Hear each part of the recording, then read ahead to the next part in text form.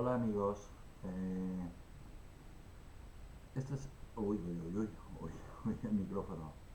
Hola amigos, este es el penúltimo de toda la serie. Después falta la guinda. Y la guinda ya os digo que cuando veáis el título, que es el Imperio Español, que os lo toméis con tranquilidad, que os sentéis, porque va a ir cargado de cifras, de fechas, porque voy a nombrar todo y cada uno de los territorios que alguna vez pertenecieron a España, incluidos los mares. Así que va a ser bastante larguito y lo voy a hacer de un tirón. Bueno, hoy el tema es Cuba.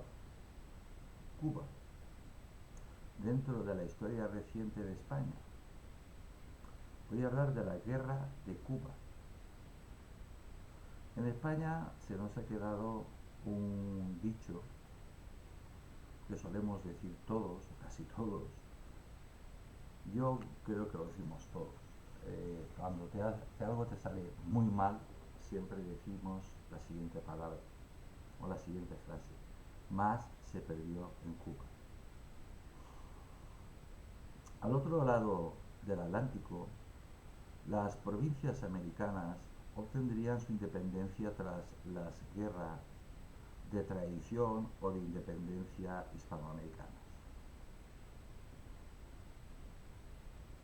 Esto ya lo visteis ayer, esto es hoy, estamos hablando de la historia reciente de España y estamos hablando de Cuba. Para los españoles Cuba siempre fue la joya de la corona. Quizás es porque fue una de los primeros territorios que se descubrió. Los nativos de allí eran muy pacíficos, había muy pocas tribus que no eran pacíficas, pero inmediatamente se volvieron pacíficas, o por las buenas o por las malas. Así funcionaba la conquista. Pero eran tremendamente pacíficos y tremendamente cariñosos con nuestros hombres, también con nuestras mujeres. Si vosotros visitáis el malecón, la isla La Habana Vieja, y visitáis Cádiz, vais a ver que es una copia, prácticamente es una copia literal. En Cuba se producían muchas cosas, se producían armas, se producían buques de todo tipo, especialmente buques de guerra, y era una isla donde se vivía muy bien, muy bien, muy bien. Bueno, los prolegómenos de la guerra. Comentario. Empezamos ya bien con un comentario. En, una, o en unas reacciones anteriores sobre la historia reciente de España, cuando llega a este punto España, es qué país es el que se va a atrever a declararle una guerra a España, conociendo a España. Había tres países en Europa en aquel momento, tal y como conocemos a Europa. Los demás se estaban formando, tal como los conocemos ahora. Unos más grandes, otros más pequeños, pero tal como los conocemos ahora. Que era Inglaterra, que no quería saber nada de España, de enfrentarse directamente cara a cara con España, ni por mar ni por tierra. Francia, dos pares de lo mismo, no quería enfrentarse con España ni por tierra ni por mar. ¿Qué país? ¿Qué país? Si habría algún país en el mundo que se atreviera, por mucho dinero y por mucha ayuda que tuviera por parte de Inglaterra especialmente.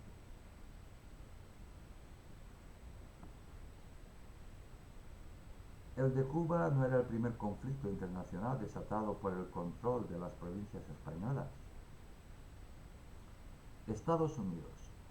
El país, que declaró una guerra que ellos mismos provocaron. Así es como Estados Unidos ha provocado un montón de guerras, haciendo que pase algo y dándole la culpa al país con el que quiere mantener una guerra.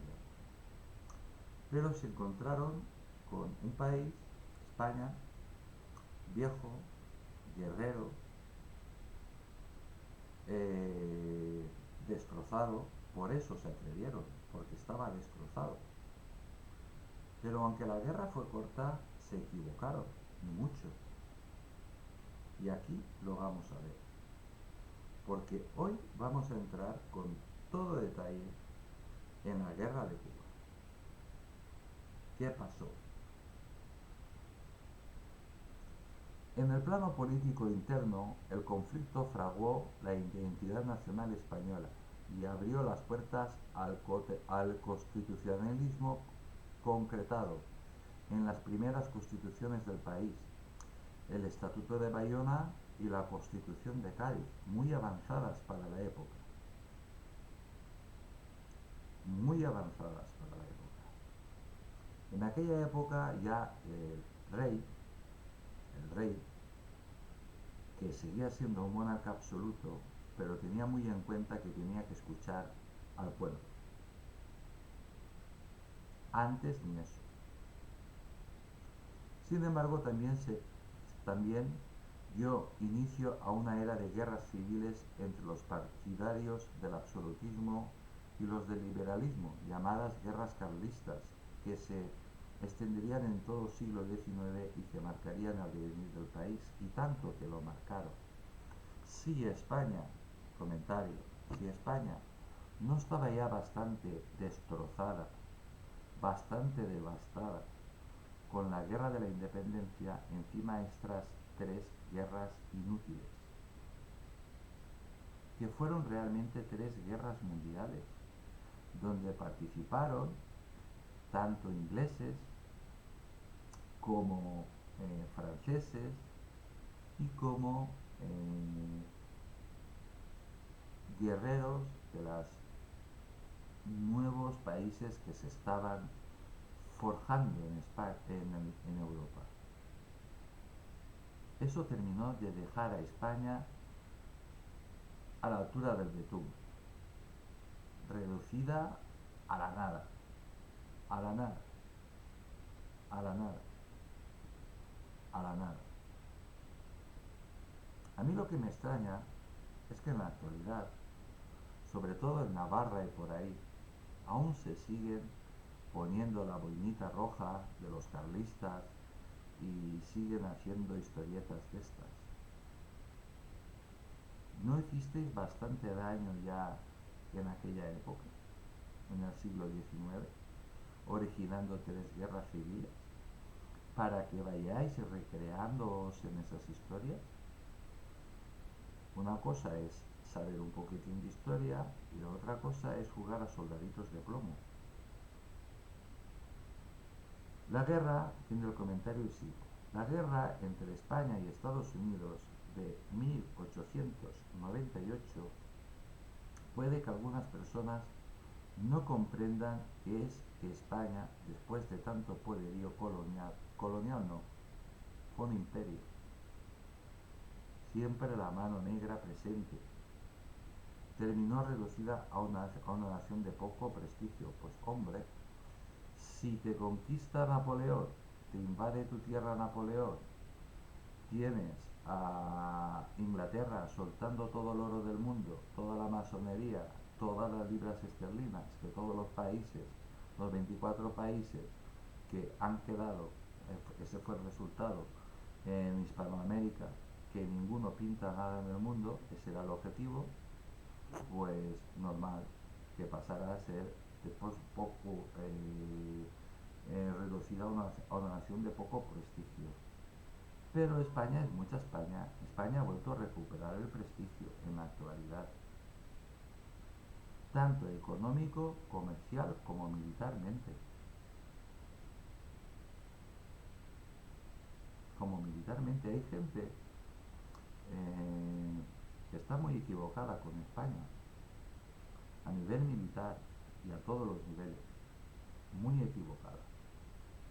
Y puede meter la pata muy grande, muy metida, hasta la ceja. El día que España decida actuar militarmente, el castigo que va a dar va a pasar a la historia. Lo podéis entender como una amenaza, como una advertencia o como una realidad. A mí me da igual. Si deseas saber, fin del comentario, si deseas saber cómo es que en la guerra entre España y Estados Unidos de 1898, la primera perdió su categoría de imperio. Continúa leyendo.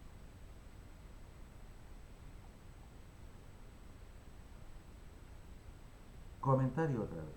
Todos los imperios nacen, crecen, se desarrollan y mueren.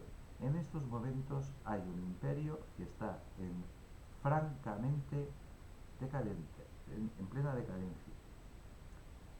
Pero eso es muy difícil de digerir. Me estoy refiriendo a Estados Unidos. Hay una potencia que en el momento en que salga, que va a salir en el 2048, 2049, que estoy hablando de memoria, va a ser China, que va a ser la nueva superpotencia mundial.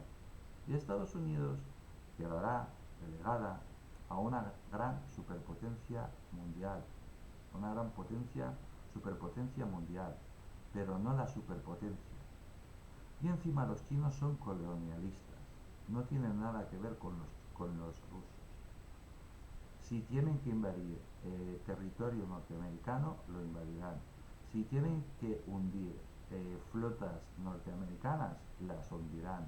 Si tienen que destruir bases norteamericanas, las hundirán, las destruirán.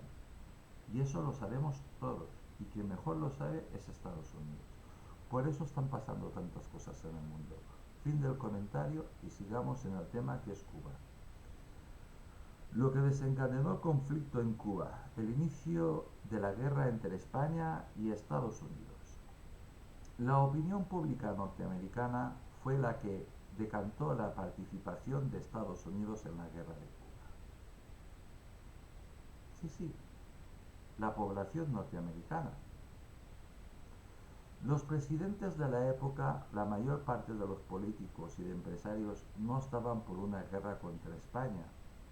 Muy al contrario, querían que España siguiera como estaba, entre otras cosas porque este status quo beneficiaba a ambos países, sobre todo a Estados Unidos. Pero ahí entró otra vez la leyenda negra. Millones y millones de libras esterlinas y la masonería que ya estaba y sigue estando y controlando Estados Unidos. Comentario. Hay que decir que si tú visitas Washington, Washington está diseñada masónicamente. Puede rastrear todos los edificios, todas las avenidas, todo configura, si lo ves desde una perspectiva, desde el cielo, eh, todo es pura simbología masónica. Los edificios, todo, absolutamente todo. El papel que desempeñó la prensa norteamericana. Los periódicos norteamericanos, influenciados y comprados por la masonería del Reino Unido, no dudaron en trabajar para su auténtico amo, los masones del Reino Unido y la masonería inglesa. Los periódicos de Nueva York fueron decisivos. Nota. Si se busca de dónde vienen las grandes fortunas tradicionales de Estados Unidos, todas vienen de guerras y esclavitud. Todas esas inmensas fortunas de las élites tradicionales de USA están manchadas de sangre y del sufrimiento ajeno y huelen a sangre y a esclavitud.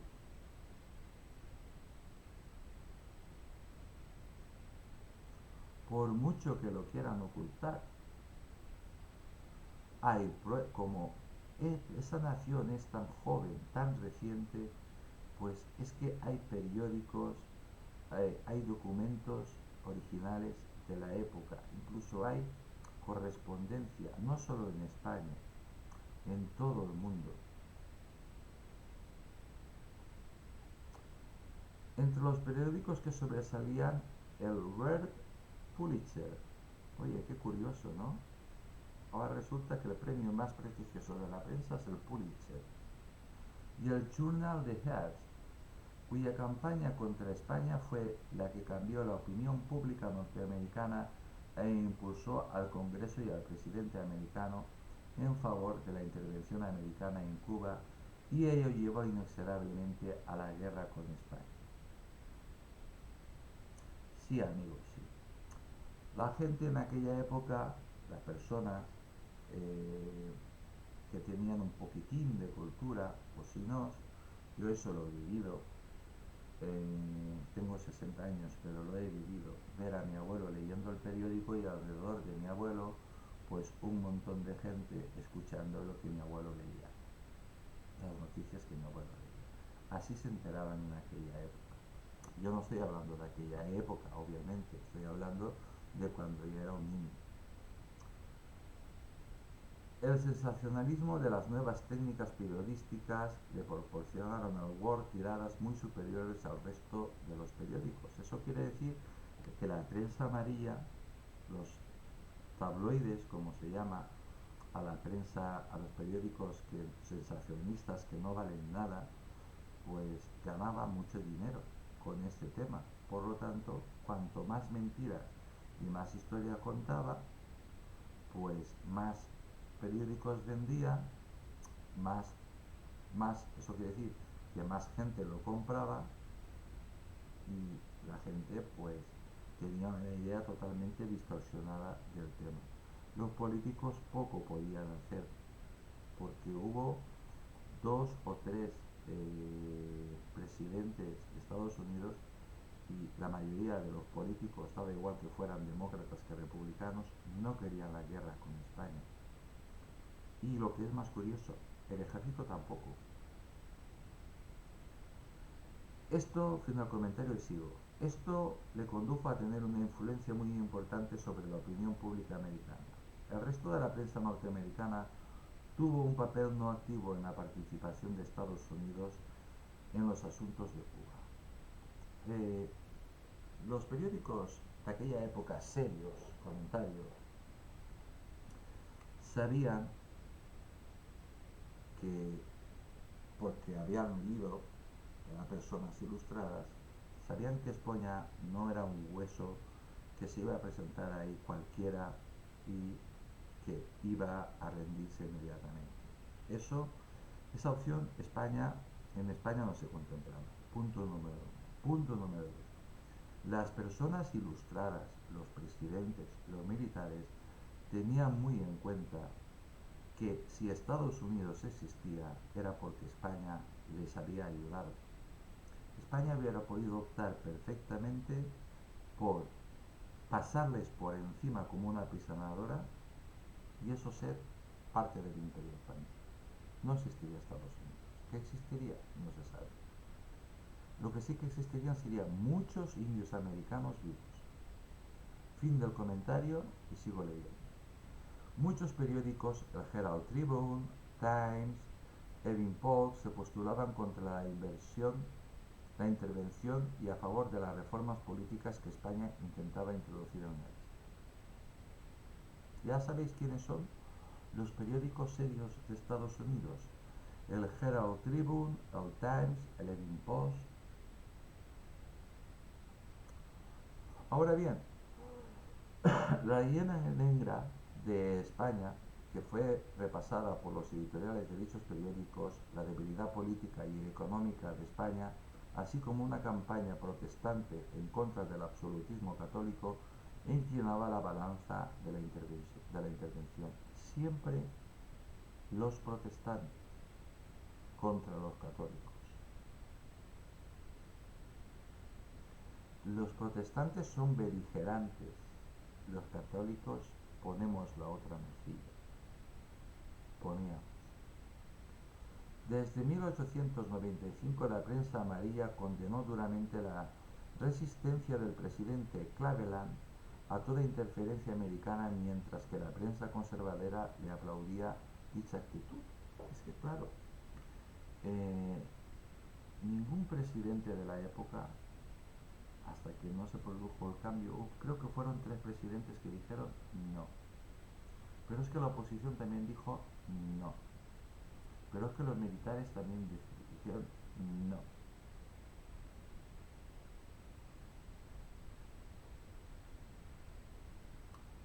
Y la prensa amarilla pues se echó a la yugular de esta gente. Los ataques siguieron siendo más duras cuando el presidente McKinley, desde 1896, intentó seguir la línea de su antecesor. La influencia de dicha prensa se nota cuando el Congreso, más atento a la opinión pública, intentó forzar resoluciones en favor de la beligerancia o independencia de Cuba. Uy, ya estaba el asunto. El sentimiento a favor de la intervención fue aumentando desde 1895 hasta 1898, acompañado por la prensa amarilla, por los tabloides, por esos periódicos que no compra nadie. Bueno, sí, compra la gente, los poligoneros, la gente que no sabe leer, que tiene muy poca cultura. Pues esa es la prensa, la que leéis en Hispanoamérica. Las editoriales de la prensa que se mostraba contraria a la intervención muestran a las claras que España prefería una guerra. Lo voy a leer otra vez. Los editoriales de la prensa que se mostraban contra la intervención mostraban a las claras que España prefería una guerra que sabía que iba a perder antes que renunciar pacíficamente a su soberanía. Conocían muy bien a España. Eran personas ilustradas, personas que habían leído, conocían perfectamente la historia de España y sabían cómo éramos nosotros. Por lo tanto, sabían que el asunto no iba a ser fácil y que iba a haber muchos muertos norteamericanos. Los militares también lo sabían, por eso tampoco lo querían. La prensa española intentó por todos los medios apoyar a los restos del imperio, pero no tenían la capacidad económica ni mucho menos la campaña que desde siglos había urdido en contra de España, la leyenda negra, obviamente. Solo ahora en el siglo XXI, España es cuando está reaccionando a la leyenda negra. Pero tened en cuenta que esto viene desde el nieto de los reyes católicos, la leyenda negra. Es la mayor operación de propaganda que se ha hecho contra un país de toda la historia de la humanidad. Tanto y tan bien hecha que hasta los propios españoles nos lo llegamos a creer. Estoy hablando de la península. A mí los traidores me importa es un bledo. Al contraste de la prensa española era evidente ya que estaba dada por supuesta la superioridad moral y militar española, una potencia tradicional frente al advenimiento de una nación nueva. Pues sí, sí, sí. La consecuencia trágica de la guerra para España, lo que desencadenó el conflicto de Cuba hacia finales del siglo XIX. Las últimas posesiones de España en territorio americano eran las Filipinas, Puerto Rico y Cuba. Y la isla de Guam, que siempre nos olvidamos de ella. Esos 3 países nunca nos traicionaron. Siempre permanecieron fieles a su país, a su patria, a España.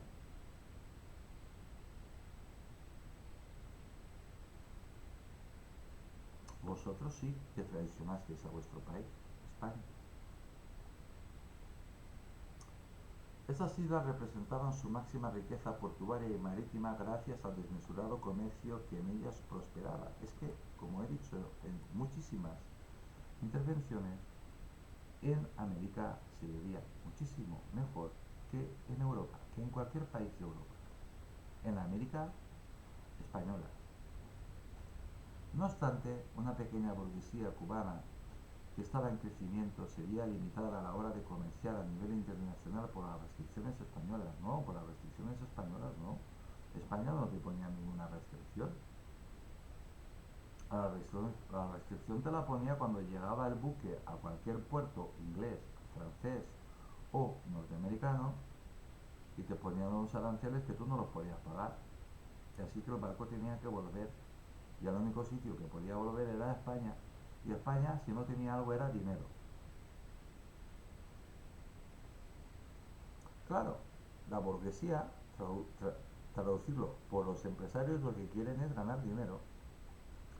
El deseo de ser libres para poder comerciar libremente y ser dueños de sus tierras desató una guerra de independencia cubana, una de las provincias hispanas. Claro, estos terratenientes pues se rebelaron, pero les salió muy mal. Terminaron todos a garrote vil. El garrote vil es la manera que tenemos de matar a los españoles. Está la horca, la silla eléctrica, la cámara de gas, la guillotina, esto y aquello, fusilar. No, garrote vil es una manera muy efectiva, muy barata y muy rápida de morir. El inicio de la guerra entre España y Estados Unidos, en el pasado los Estados Unidos de América se habían interesado en comprar la isla cubana a España, pero la oferta siempre fue rechazada. Como veis, Estados Unidos intentó por todos los medios llegar a un acuerdo con España, menos enfrentarse a España con una guerra. Y eso que tenían una flota impresionante, nueva, de acero, con barcos a vapor. En España construimos el primero del mundo, pero solo teníamos uno. Los demás eran buques de madera, muy buenos, muy bien armados, pero no tenían ni la potencia de fuego y tú le echas un cañonazo a un buque de madera y el buque de madera, pues, ala, estalla.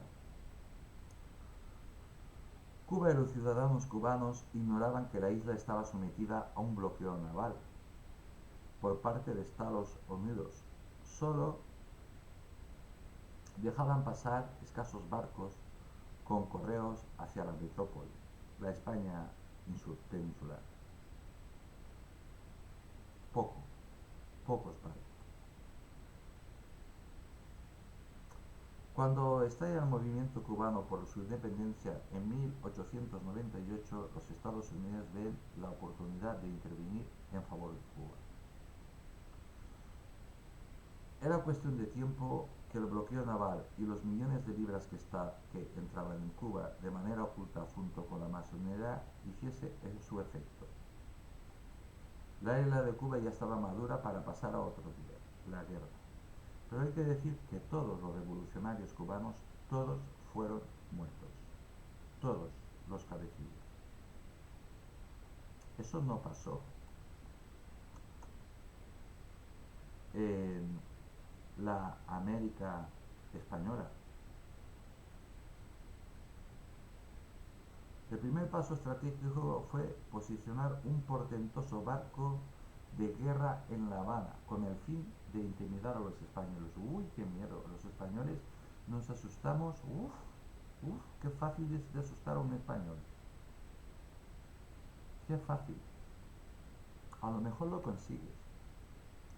La consecuencia trágica de la guerra para España. El USS Maine. Explota el USS Maine en Cuba y otras efemérides. Bien, vamos entrando poco a poco en materia. La explosión del USS Maine en Cuba fue una de las causas que propició la guerra de Estados Unidos y España y que constituye el desastre del 98. La guerra de Cuba, una guerra corta y cruel. Cruel para los Estados Unidos. Porque los Estados Unidos habían luchado contra México, contra los mexicanos. Habían cazado a indios. pero nunca se habían enfrentado contra un país de verdad.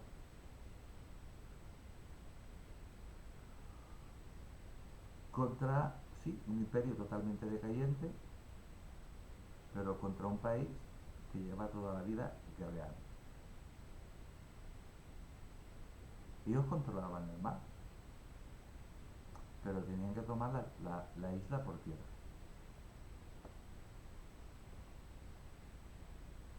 ¿Os imagináis los quebraderos de cabeza de los militares norteamericanos? En tan solo 3 meses, los Estados Unidos lograron demostrar su emergente poderío mundial. Bueno, yo esto de mundial lo quitaría y pondría regional.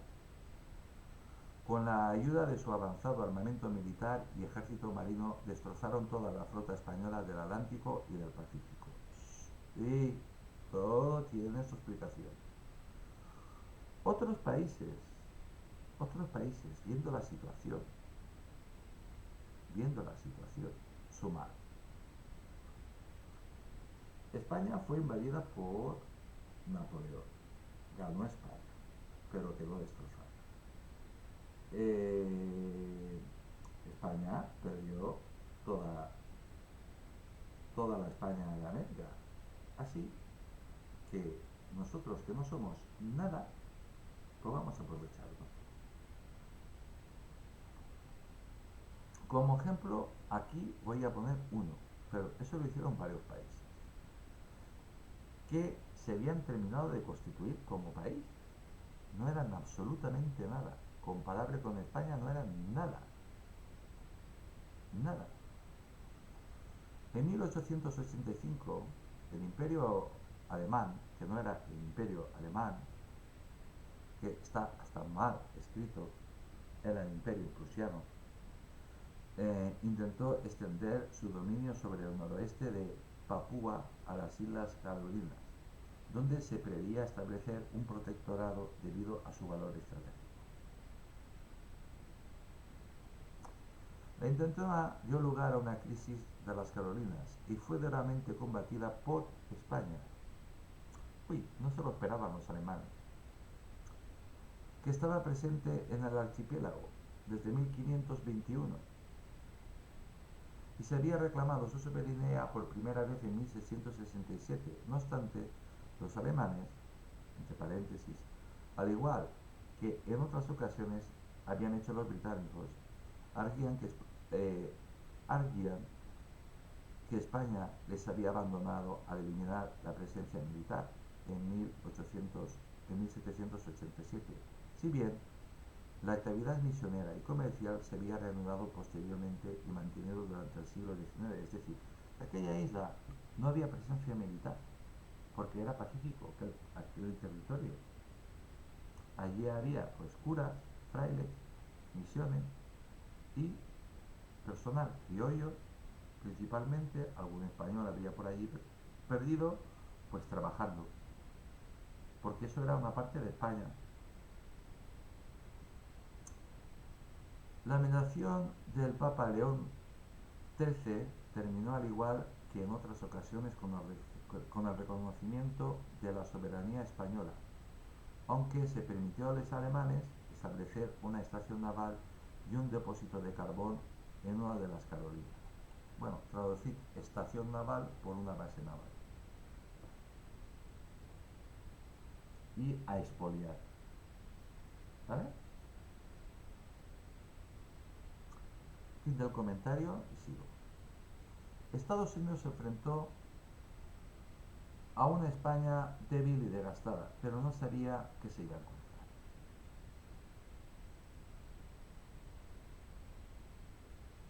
Sí,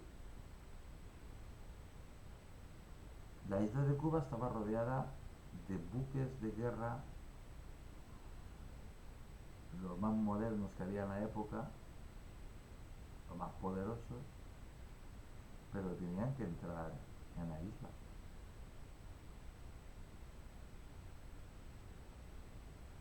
En la isla.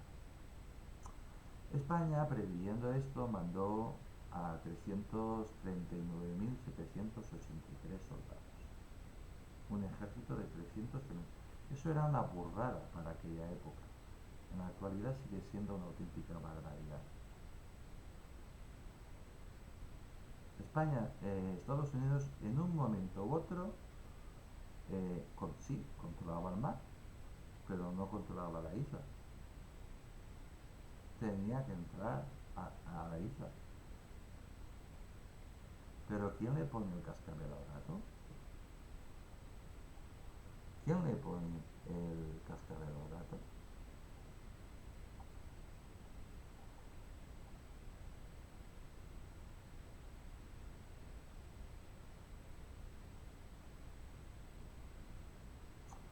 La guerra de Cuba. Era la declaración de guerra. La guerra fue breve y se decidió en el mar y en la tierra.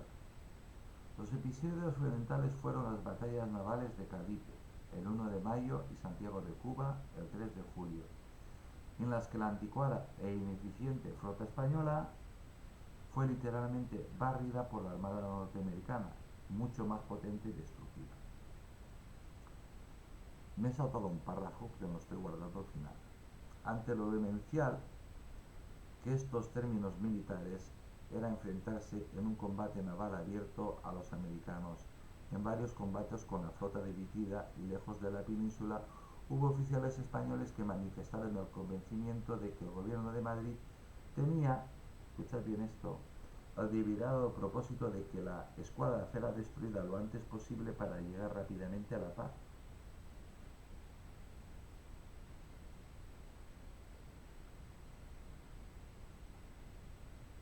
Posiblemente.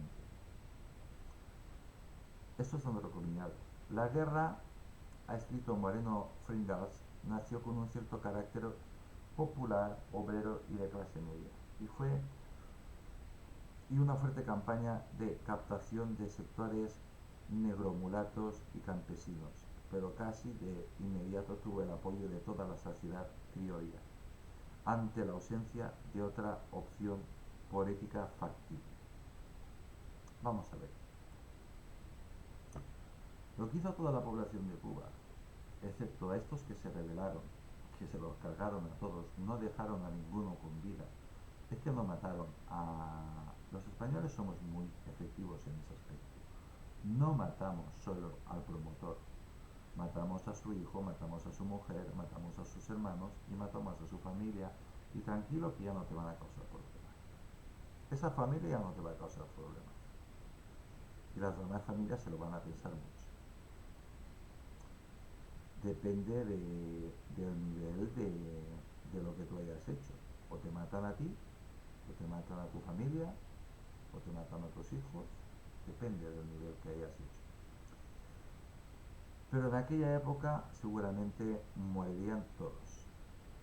El principal objetivo militar cubano fue extender la campaña a toda la isla, lo que se consiguió a comienzos de 1896, cuando Gómez y Mancebo llegaron a las proximidades de La Habana y penetraron a la provincia del Pinar del Río, en el extremo occidental.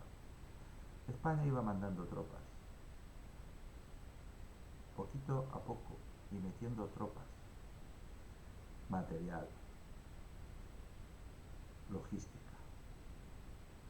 Porque una cosa, porque la isla de Cuba, los que habéis estado, yo no he estado, pero a mí me han dicho que es grande y es autosuficiente. Tienes que entrar si la quieres tomar. Porque tú puedes tener todos tus barcos y rodeando la isla, pero allí no se van a morir ni de hambre, ni de sed, ni por falta de arroz y buenos puros, y de buena comida. En su avance, las tropas cubanas habían ido incendiando, destruyendo una parte considerable de las plantaciones y los ingenios.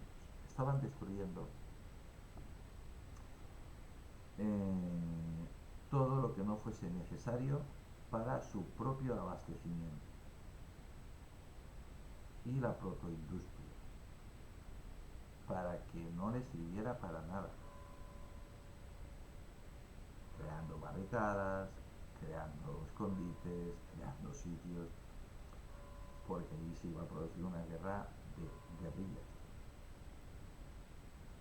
principalmente. principalmente porque no querían que Estados Unidos tuviese el valor de hacer un desembarco y que sus marines entraran ahí. Hicieron varios conatos y así lo fue. Un esfuerzo militar gigantesco, según Moreno Fringals, más de 200.000 soldados fueron enviados a Cuba entre 1895 y 1898.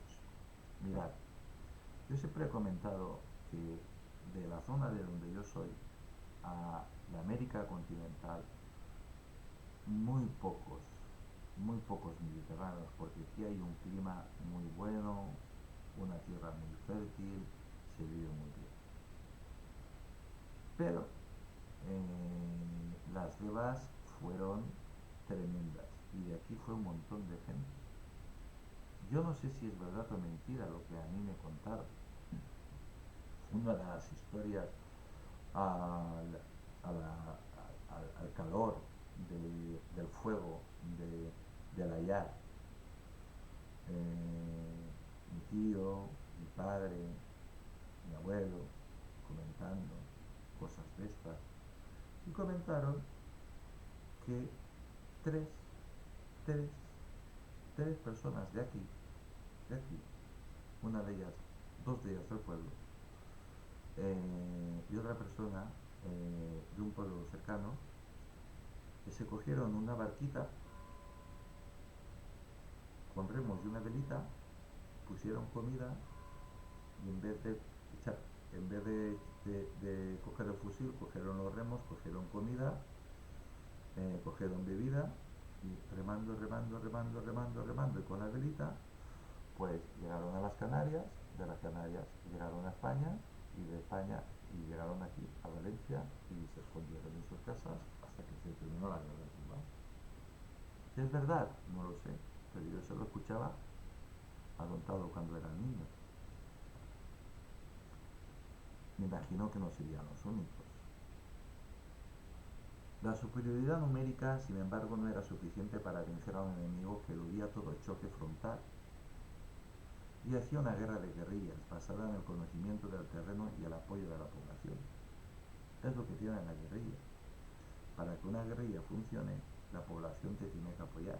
Si la población no te apoya, la guerrilla va a funcionar igual, pero no tan bien. Yo no voy a decir cómo funciona una guerrilla, cómo se hace una guerrilla, que aprendan. Por otra parte, un ejército como el español, tan rápidamente formado, sin la necesaria aclimatación y mal equipado, encontró en las enfermedades endémicas de la isla paludismo, fiebre amarilla, disentería, un factor de mortalidad más terrible todavía que las armas enemigas. Bueno, bueno, hay que decir que en aquella época vacunas pocas. Y había gente que se aclimataba y había gente que no, que no. Y murió gente, pero tanta no, tampoco hay que exagerar, tanta no. Murieron muchos, pero ¿cuántos pudieron morir? ¿500? 500 son muchos, ¿eh? Son muchos. Y entonces España, desde hacía siglos, siempre sus tropas o sus compañías, yo no soy militar, o lo recuerdo, siempre llevaba médicos. Médicos de la época, que sabían lo que sabían los médicos de la época, pero llevaban médicos. Otros ejércitos ni eso. Otros países ni eso.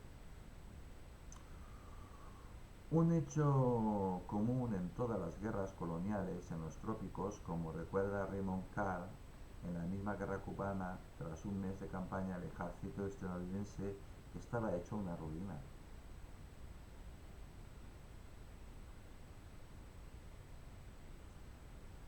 Estados Unidos intenta poner fin a la guerra como sea. Este, por poner un ejemplo, es el primer intento.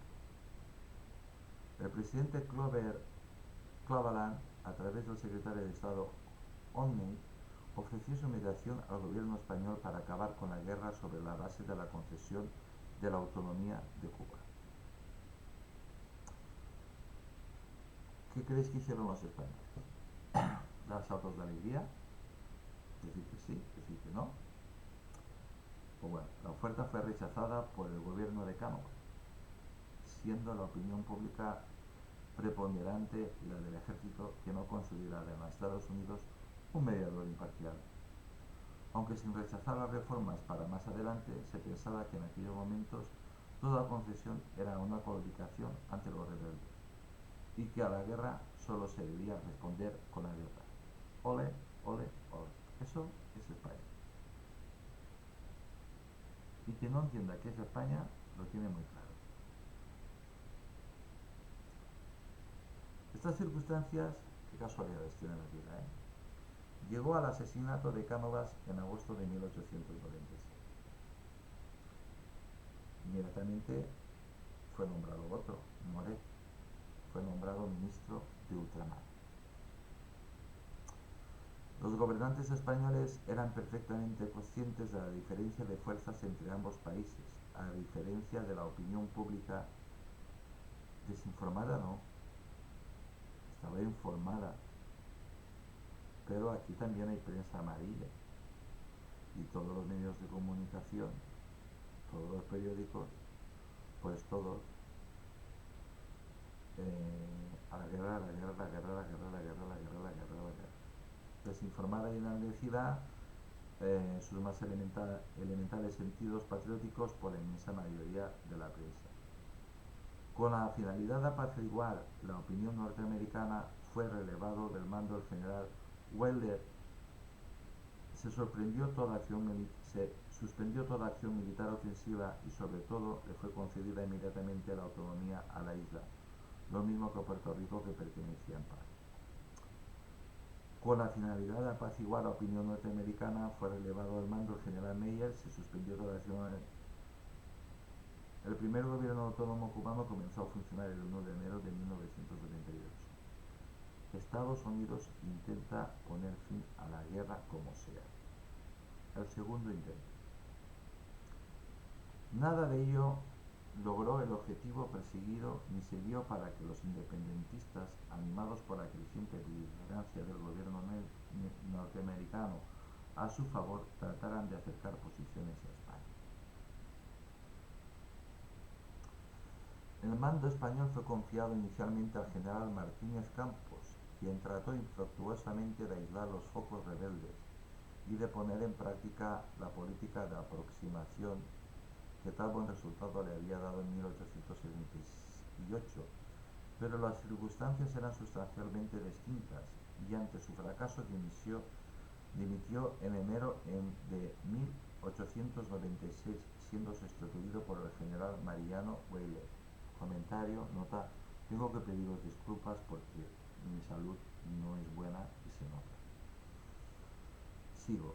Con el nuevo capitán general, la estrategia española cambió radicalmente. Weyler decidió que es necesario cortar el apoyo que los independentistas recibían de la sociedad cubana y para ello ordenó que la población rural se concentrara en poblados controlados por las fuerzas españolas. Una manera muy efectiva, comentario, de aislar a los rebeldes para poderlos matar a todos. Y lo hicieron. Al mismo tiempo ordenó destruir las cosechas y ganado que podían servir de abastecimiento al enemigo. Weyler sabía que Estados Unidos tarde o temprano iba a perder la paciencia de estar en sus barquitos cargados de marines con ganas de apretar el gatillo y se estaban preparando muy bien y se prepararon muy bien. La defensa de Cuba fue espectacular. Estas medidas dieron buen resultado desde el punto de vista militar, pero con un coste humano elevadísimo. Bueno, el coste humano que murieron la resistencia, los traidores. La población concentrada sin condiciones sanitarias ni alimentación adecuada empezó a ser víctima de las enfermedades. Esto no es verdad. Morían porque tenían que morir y cogían pues enfermedades, de ahí hasta que te acostumbras y, y tu cuerpo crea pues anticuerpos. Ya está, ya está. Mientras Estados Unidos controlaba el océano, España estaba lista para la defensa de Cuba. Y eso los norteamericanos lo tenían más o menos claro. Poco después del hundimiento de la escuadra de Cervera, seguida a los pocos días de la caída de Santiago de Cuba en poder de las tropas americanas, España solicitó la mediación de Francia para entablar negociaciones de paz con Estados Unidos. Comentario. España se preocupó de bloquear los puertos de Cuba para que los buques norteamericanos no tuvieran acceso a ellos, además de protegerlos con artillería pesada, moderna y capaz de hundir un buque norteamericano. Por lo tanto, los buques norteamericanos se acercaban lo más rápidamente posible, descargaban a los soldados e inmediatamente los descargaban en lanchas. Pero si te daba un cañonazo de esos, el buque, por muy blindado que iba, se iba fuera.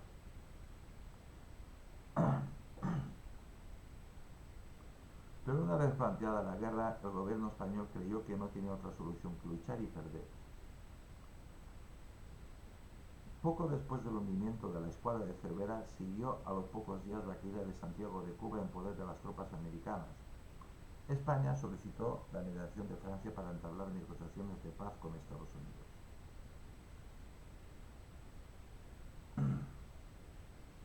Como expresó el general Blanco, capitán general de Cuba y responsable último de la flota del almirante Cervera, salieron de Santiago donde se habían refugiado, entre comillas. Si se apoderan de ella, de la escuadra, los americanos, España estará totalmente vencida y tendrá que pedir la paz a merced del enemigo. Una plaza perdida puede recobrarse. La pérdida de la escuadra en estas circunstancias es decisiva y no se recobra. Ahí van a hundir. Es lo que yo creo. El esfuerzo militar fue gigantesco. Según Moreno Fringals, más de 200.000 soldados fueron enviados a Cuba entre 1895 y 1896. La superioridad numérica, sin embargo, no era suficiente para vencer a un enemigo que eludía todo choque frontal y hacía una guerra de guerrillas basada en el conocimiento del terreno y apoyo de la población. Estas medidas dieron buen resultado desde el punto de vista militar, pero a un coste humano elevadísimo.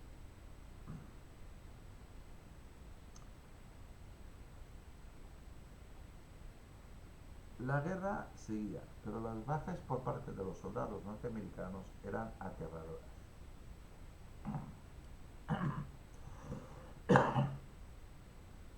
La guerra seguía, pero las bajas por parte de los soldados norteamericanos eran aterradoras. Antes de leer este párrafo, voy a subir para arriba y a leer lo que me salta.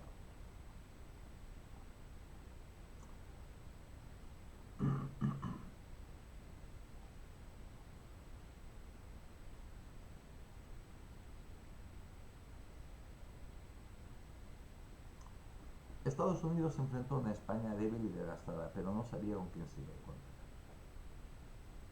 618.170. No es un número de teléfono. España mandó un ejército de 339.783 soldados. Eso en la actualidad es una barbaridad. Barbaridad. Cuba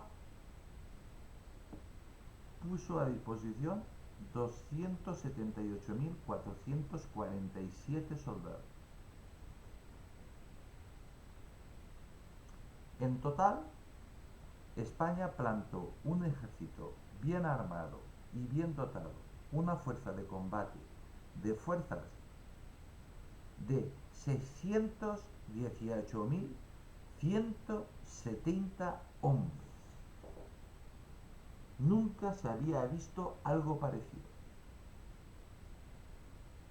¿Os imagináis a los traidores de Hispanoamérica que España os plante un ejército así? Os barren a todos, os matan a todos.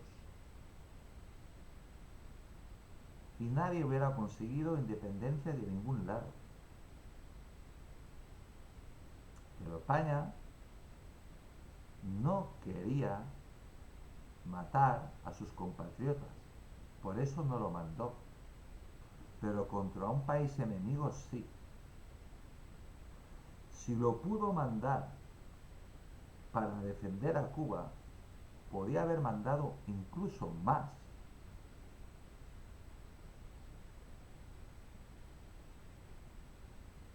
A América, al continente. ¿Creéis que algún traidor hubiera sido capaz de hacerle frente a 600.000? Es que los hubieran visto y hubieran dado media vuelta y se hubieran ido corriendo. Se hubieran ido corriendo. Corriendo. Pero España no quería luchar contra los propios españoles.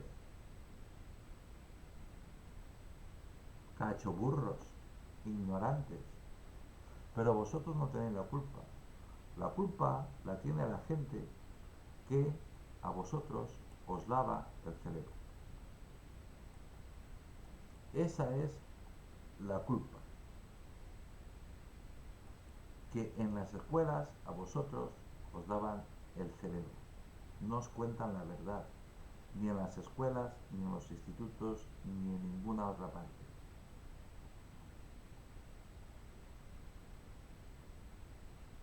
Estoy buscando dónde me he quedado.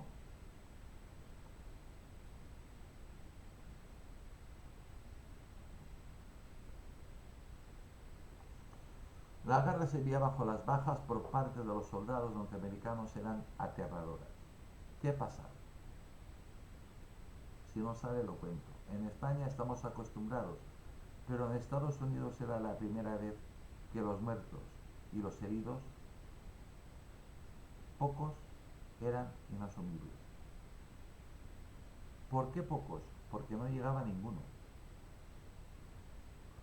¿Vosotros os imagináis ir soltando soldados y que no regrese ninguno? Psicológicamente, a los mandos, a los oficiales y a los suboficiales, ¿qué van a pensar? ¿Qué pasa ahí? ¿Qué pasa ahí? ¿Que hemos tomado Santiago? ¿Y ven la bandera de España?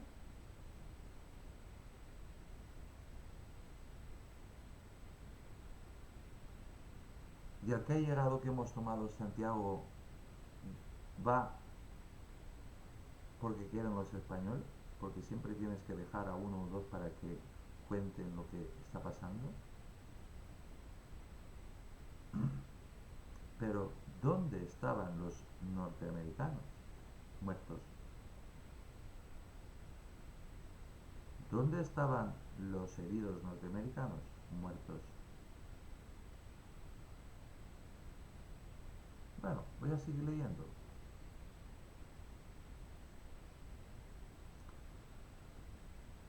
Pues era inasumible. Solo muy pocos, solo eran inasumibles. Solo muchos años después la población de Estados Unidos tuvo una idea real, más o menos real, y los medios de comunicación norteamericanos nunca publicaron ni una cifra. ¿Dónde estaban los tabloides entonces? ¿Dónde estaban los tabloides norteamericanos? El Pulitzer y todo esto. ¿Dónde estaban? Sí, controlaban el mar, pero eran incapaces de tomar la isla.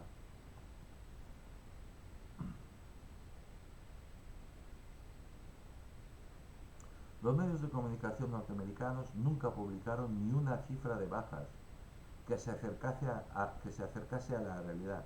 Es más, ni en la actualidad lo han hecho. Y mi opinión, ni creo que lo haga,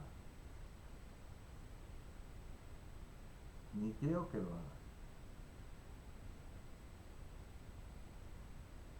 Pero una vez planteada la guerra, el gobierno español creyó que no tenía otra solución que luchar y perder, porque la guerra duró muy poco. Pensaron que la derrota segura era preferible a la revolución también segura. Mientras luchaban contra los que iban desembarcando, hombre, cogieron una colección de marines norteamericanos, pobrecitos, y digo pobrecitos porque hay que tener piedad hasta del enemigo. Y dejaron pues 1000, los justos y necesarios que podían alimentar, porque ellos habían quemado todo. Pero más de esa cifra no podían tener de prisioneros. Tampoco se iban a molestar en coger a un enfermo, ni a un herido. ¿Por qué? Porque era más rápido eliminarlo y los médicos que estuvieran pendientes de los españoles, que eran muchos.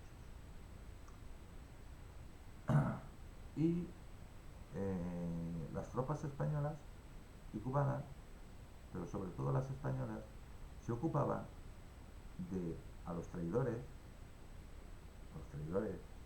ir eliminándolos a todos. A algunos se les escapó, me imagino. Los políticos conscientes de la masacre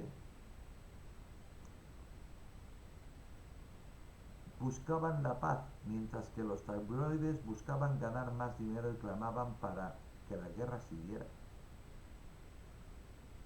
Pero es que los políticos norteamericanos y sobre todo los militares sabían que Cuba no se podía tomar por tierra.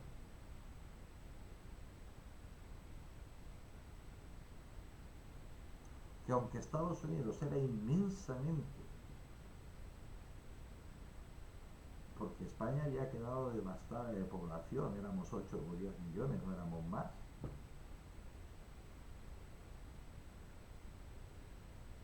Y Estados Unidos entonces creo que tenía 17 millones de personas, de habitantes.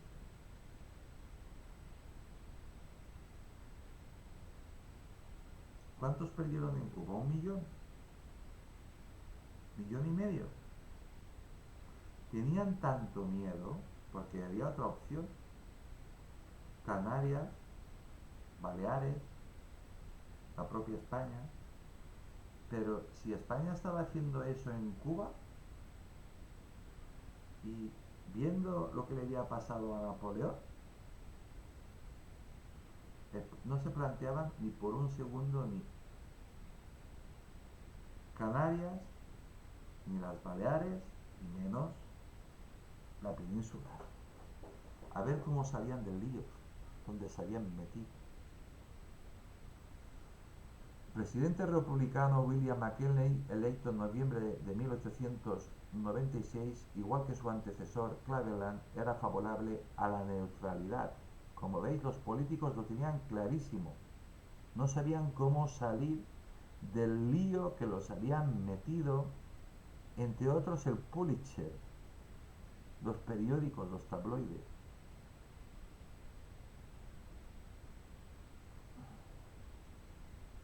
Pues claramente era favorable a la neutralidad de acuerdo con una larga tradición en el país que prefería el control de Cuba por una potencia débil como España y la anexión de los Estados Unidos que a la anexión por Estados Unidos a la resistencia de una república independiente. Ahí queda eso.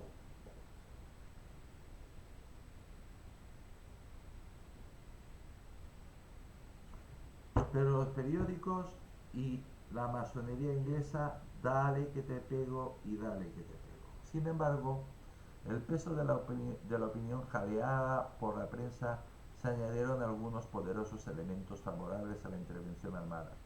Como indica Aguilar, expansionistas como Theodore Roosevelt, acordaos de las grandes fortunas que os he dicho yo, que imbuidos en la idea del poder naval de Mahan, eran favorables al despliegue de la bandera americana en el Caribe, y algunos hombres de negocios que no confiaban ya en la capacidad de España para proteger sus intereses en Cuba.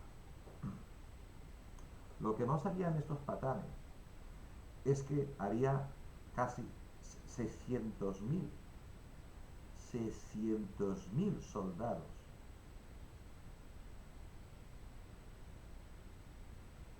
600.000 soldados. Estados Unidos era incapaz, ni junto con Francia ni junto con Inglaterra, de poder ganar a España en Cuba. Estados Unidos intenta poner fin a la guerra como sea. Tercer intento. Y yo estoy hablando de lo que se conoce.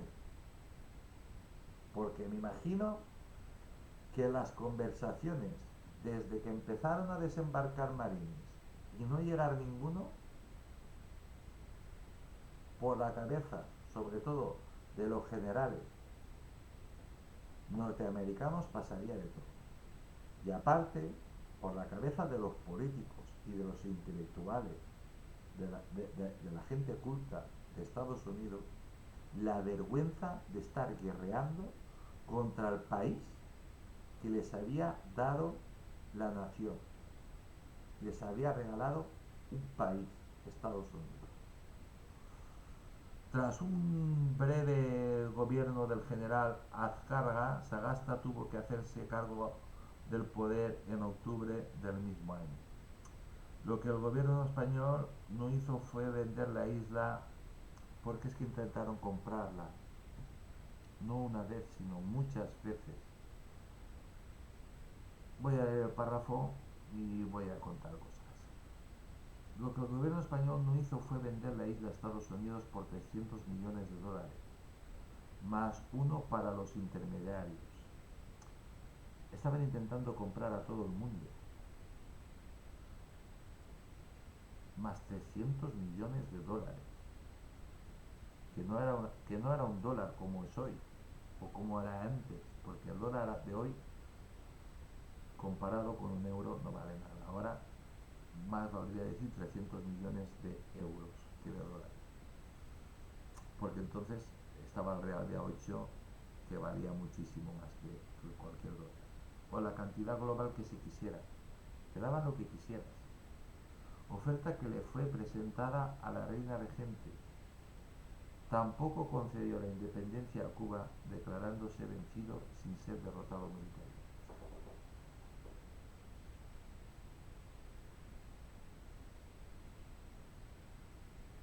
Estados Unidos sabía, sabía, sabía ya que en la isla de Cuba había una fuerza militar impresionante. ¿Cuántos? No lo sabía. Pero que lo que llegaba allí no regresaba. Caían como moscas los norteamericanos. Como moscas. Como moscas. Como moscas. Y si tú mandas lanchas y lanchas y lanchas de desembarco y a la playa te llega un montón de cadáveres, pues tú no hace falta haber estudiado muchísimo para saber que enfrente tienes algo muy poderoso.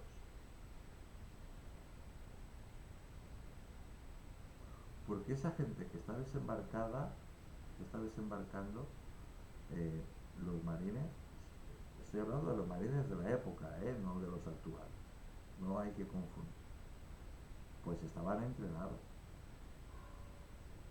Pero igual se hubiera pasado a los actuales. 600.000 soldados. algo no cuadraba. Igual se le hicieron llegar, no le harían llegar la cifra real, pero dirían que allí haría pues 300.000, que eso ya asusta, ¿eh? Estados Unidos intenta poner fin a la guerra como sea el cuarto intento. El presidente republicano William McKinley, electo en noviembre de 1896, igual que su antecesor Claveran, era favorable a la neutralidad, de acuerdo con una larga tradición en el país, que prefería el control de Cuba por una potencia débil como España a la anexión por los Estados Unidos a la existencia de la República Independiente. Como veis, todos los presidentes pensaban más o menos igual. Yo me imagino en el siglo XXI, me imagino la vergüenza que pasarían estas personas, las élites intelectuales, las élites militares, que estaban atacando ni más ni menos que al país que les había dado la nación, que les había dado la nación. Yo me moriría de vergüenza, yo me moriría de vergüenza. Y intentaban, y aparte no regresaba ningún soldado vivo. Es para hacer una película, es para hacer una película.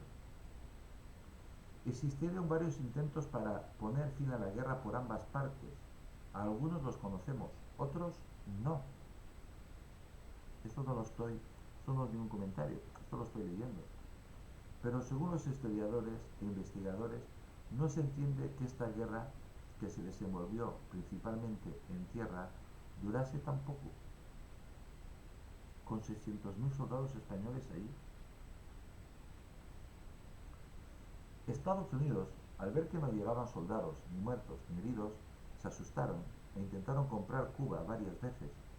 Y todas las veces que los Estados Unidos intentó comprar la isla España, España siempre dijo lo mismo, no.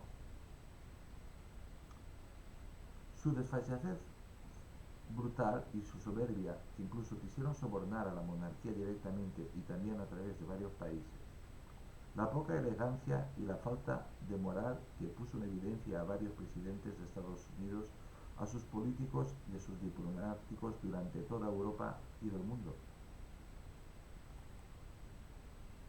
Es que fue vergonzoso. La paz o el cese de las hostilidades. Tras la firma del Protocolo de Washington, el 12 de agosto, las conversaciones entre las delegaciones de ambos países, encabezadas por el secretario del Estado norteamericano William R. Day y el exministro liberal Eugenio Montero Ríos, comenzaron en París. Conclusiones sobre la guerra de Cuba. Aquí hay un montón de misterios.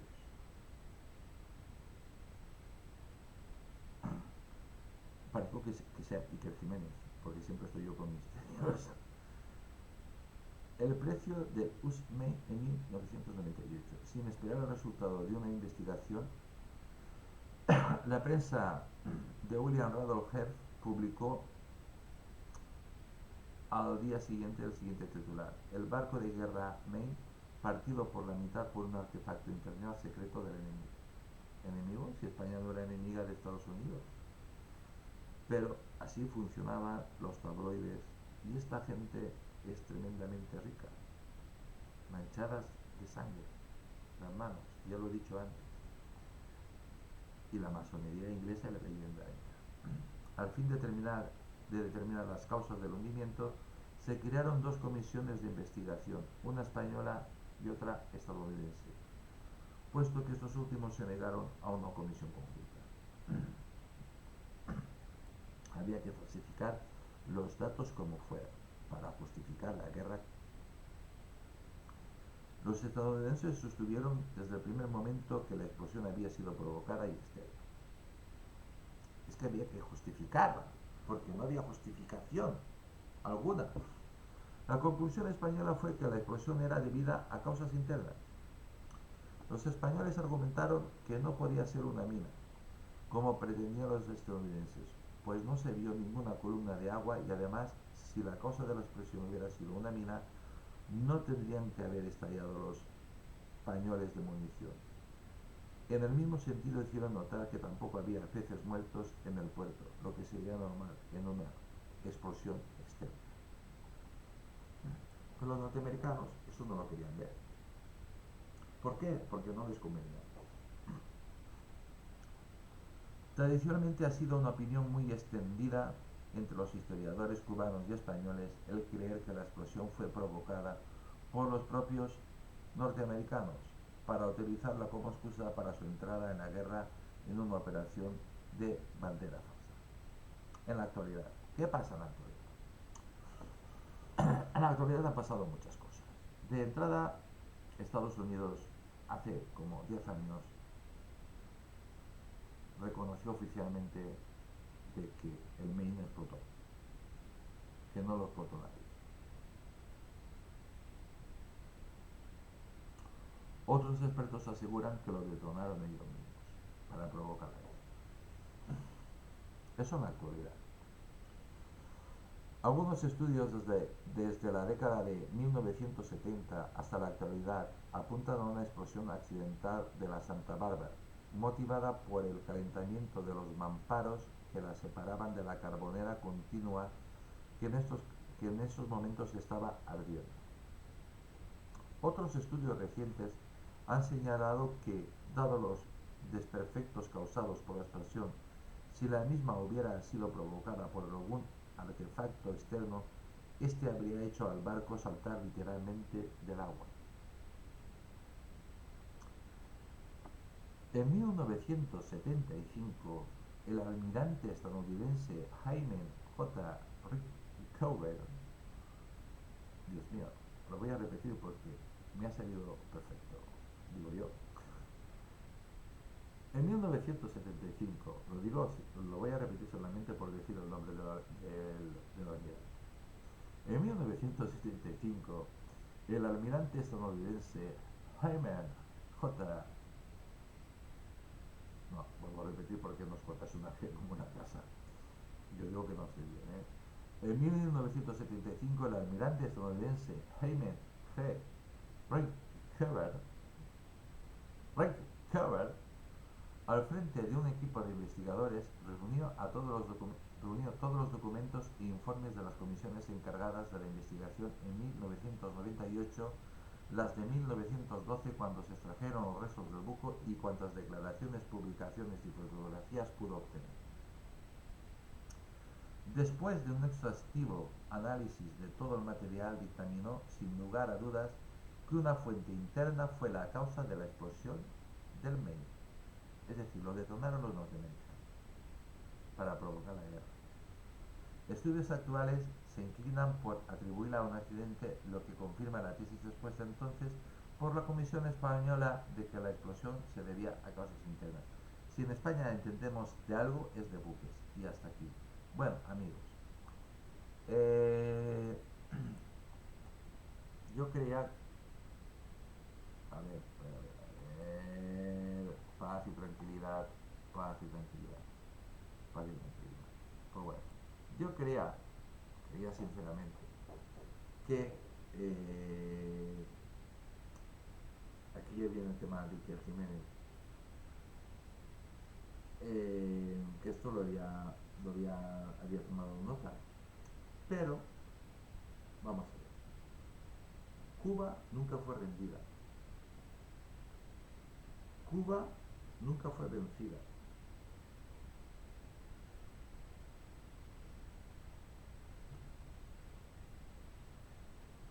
¿Qué pasó? España nunca recibió dinero por parte de Estados Unidos por comprar Cuba, ni Puerto Rico, ni Filipinas, ni Guam, pero se lo llevaron como botín de guerra.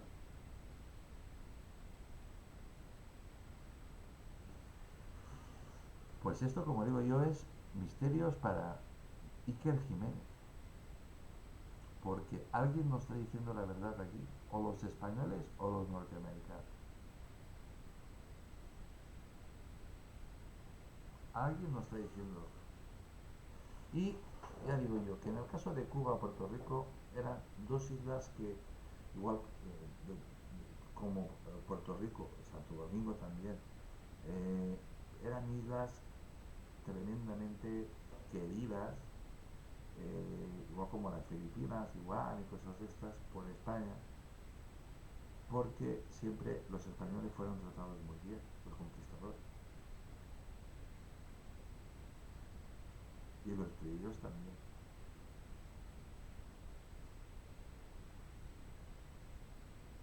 Y nunca nos traicionaron. Pues bueno, esperemos que Estados Unidos entre en un periodo de reflexión, ya que somos tan amiguetes y nos llevamos tan bien, pues que nos devuelva Cuba, que nos devuelva Puerto Rico, que nos devuelva Manila, que nos devuelva las Islas Filipinas y que nos devuelva la isla de Guam y que cumpla su promesa que hizo su primer presidente de Estados Unidos, que nos ayude a recuperar pacíficamente, pacíficamente Gibraltar, porque España más tarde o más temprano lo recuperará. Yo prefiero, prefiero que Estados Unidos en la actualidad diplomáticamente le puede pedir a el Reino Unido que deje ya eh, la colonia que tienen en España, que es Gibraltar. Estados Unidos, Inglaterra está jugando a un juego muy peligroso, muy peligroso, muy peligroso, muy peligroso.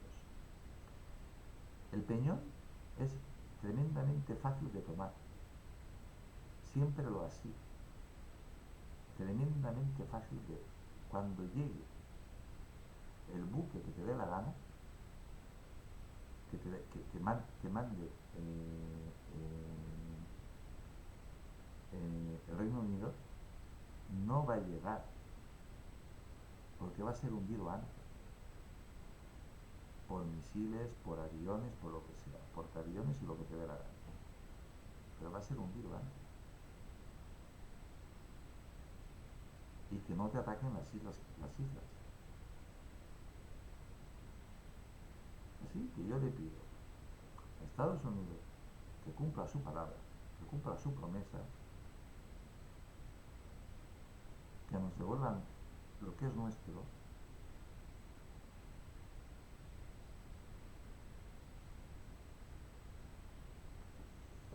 y porque somos muy buenos amigos y muy buenos aliados. Pues bueno, aquí hay muchos misterios. Pues amigos, hasta aquí. Soy Tony Garcés. Solo queda uno, que yo me quedé con los ojos abiertos. Ha sido lo que más me ha impresionado de todos, porque me di cuenta de lo grande que era el Imperio Español cuando lo leí. Cuando lo leí. La verdad que te cansa, porque era tan grande, tan grande, tan grande. Virgen Santa. Sí, el Carlomagno, el Imperio de Carlomagno, era inmenso y al lado de España, eh, del Imperio Español, no era nada. Virgen Santa. Con todos los respetos a Carlomagno, ¿eh? Bueno, pues amigos, pues hasta aquí. Un saludo, un abrazo muy fuerte desde Valencia, España. Os deseo a todos que tengáis mucha salud. Eh, y nada, que Dios os bendiga a todos. Entre este y el próximo pondré algo diferente para desempalagar un poquito. Mañana más. He dicho que soy tu amiga Garcés, que no me acuerdo, que estoy francamente mal, de verdad. Me voy a la cama inmediatamente.